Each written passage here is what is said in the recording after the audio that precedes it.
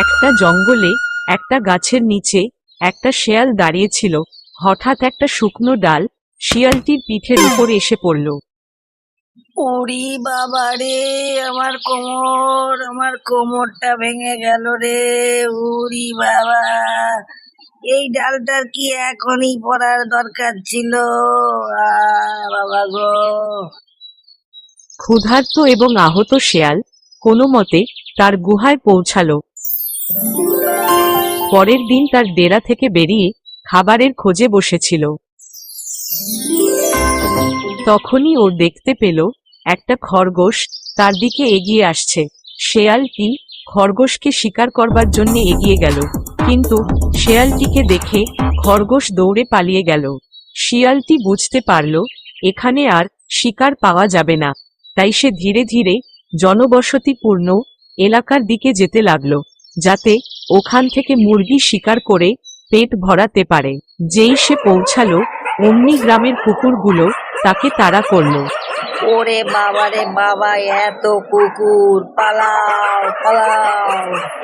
শিয়াল তো প্রাণের ভয় দে ছুট, কুকুরগুলো কিছুতেই পিছু ছাড়ছে না। সে একটা জায়গা লুকিয়ে পড়ল আর ভাবতে লাগলো, আমি তো শিকার করতে জনবসতিতে গিয়েছিলাম, এই কুকুরগুলো দেখছি আমাকেই শিকার করে ফেলবে। তখন কুকুরগুলো চেঁচাতে চেঁচাতে ওর দিকে আসে, তারপর সেখান থেকে সে আবার দে ছুট। হে ভগবান, আমাকে বাঁচাও, আজকের মতো আমাকে বাঁচাও ভগবান। আমি কোনোদিন আর এই বস্তির দিকে আসবো না ভগবান, আজকের মতো আমাকে রক্ষা করো ভগবান। এভাবে দৌড়াতে দৌড়াতে সে একটা রংমিস্ত্রিদের এরিয়ায় চলে আসে এবং সে একটা নীল রঙের গামলার ভিতর পড়ে যায়। শেয়ালের পিছনে দৌড়ে আসা কুকুরগুলো তাকে দেখতে না পেয়ে চেঁচাতে চেঁচাতে সামনের দিকে এগিয়ে যায়। হে ভগবান, এ যাত্রা কোনো রকম বেঁচে গেছি ভগবান, আপনার অশেষ কৃপা। এই কথা বলে ও গামলা থেকে বেরিয়ে এলো আর চুপি চুপি জঙ্গলে চলে গেল। তারপর শিয়ালটি দেখতে পেল একটা সিংহ ওর দিকে এগিয়ে আসছে। শিয়ালটি ভীষণ ভয় পেয়ে গেল। হে ভগবান, এবার যে আমি কি করব? সিংহটা তো আমার দিকেই আসছে, ও তো এবার মনে হয় আমাকে মেরে খেয়ে ফেলবে।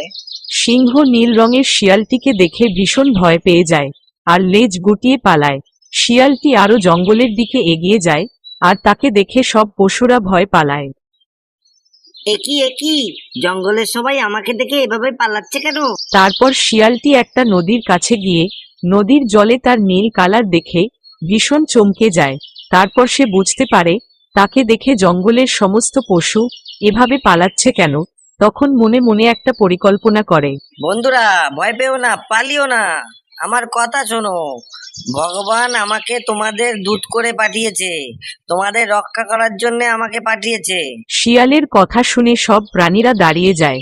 তারপর শিয়াল ওদের কাছে যায়। তখনও সমস্ত প্রাণীরা খুব ভয়ে ভয়ে ছিল। দেখো দেখো, আমার রং দেখো, এমন রং জগতে আর কোনো জন্তুর আছে কি? বলো, নেই তো। ভগবান আমাকে তোমাদের কাছে অদ্ভুত রং করে পাঠিয়েছে, বুঝলে কি না? ভগবান আমাকে তোমাদের কাছে অদ্ভুত রং করে পাঠিয়েছে এই কারণে যে। এই কথা বলতে বলতে শিয়ালটি একটা উঁচু পাথরের উপর লাফ দিয়ে উঠে বলল। হ্যাঁ হ্যাঁ, এবার তাহলে বলি, তোমরা মন দিয়ে শোনো। ভগবান আমাকে নিজে হাতে করে বানিয়ে বলেছে, এই পুরো সংসারে জন্তু জানোয়ারদের কোনো শাসনকর্তা নেই, তাই তুমি যাও, জন্তু জানোয়ারদের শাসনকর্তা হয়ে তুমি তাদের কল্যাণ করবে। তাহলে আমার প্রিয় বন্ধুরা, এখন থেকে তোমরা আর অনাথ নও, আমি আছি, আমি তোমাদের রক্ষা করব। শেয়ালের এই কথায় বনের সমস্ত জন্তু জানোয়ার প্রভাবিত হল এবং তাকে শাসক মেনে নিল। তখন খরগোশ বলল, হে ভগবানের দূত, আজ থেকে আমরা সবাই তোমার প্রজা, আমরা তোমাকে শাসক হিসাবে মেনে নিচ্ছি। এবার আপনিই বলুন আমাদের কি করণীয়? তোমাদের আমার খুব সেবা করা উচিত। যাও, সবাই মিলে গিয়ে আমার জন্য ভালো খাবারের ব্যবস্থা করো, আমি আবার একটু টাটকা খাবার ভালো খাই। যা আপনার আদেশ। তারপর নীল শিয়ালের কথা মতো জঙ্গলের সমস্ত প্রাণীরা তার সেবায় লেগে পড়ল। ঈশ্বরের পাঠানো দূতকে খুশি করবার জন্য বনের রাজা সিংহ দিনরাত ওর সেবা করতে লাগলো, রোজ টাটকা মাংস এনে দিতে লাগলো।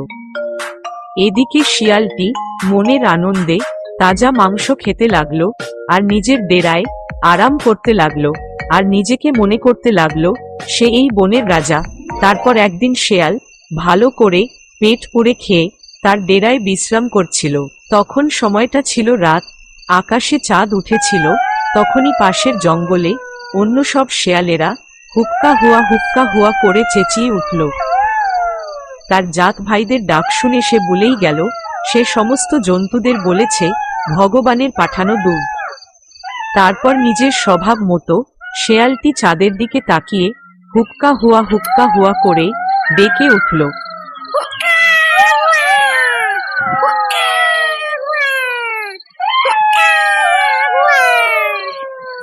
সিংহ ওই নীল শেয়ালকে হুক্কা হুয়া করে ডাকতে দেখে ফেলল। তার আর বুঝতে বাকি রইল না এ কোনো ভগবানের দূত নয়, এ তো সাধারণ শেয়াল আমাদের বোকা বানিয়ে জঙ্গলে শাসন করছে। তারপর পলকের মধ্যেই সিংহ তাকে মেরে ফেলল। এই গল্প থেকে আমরা এটাই শিখলাম, নকল কিছু করলে একদিন না একদিন ধরা পড়তেই হবে। আরো সুন্দর সুন্দর গল্পের নোটিফিকেশন সবার প্রথমে পেতে একটা লাইক এবং চ্যানেলকে সাবস্ক্রাইব করুন।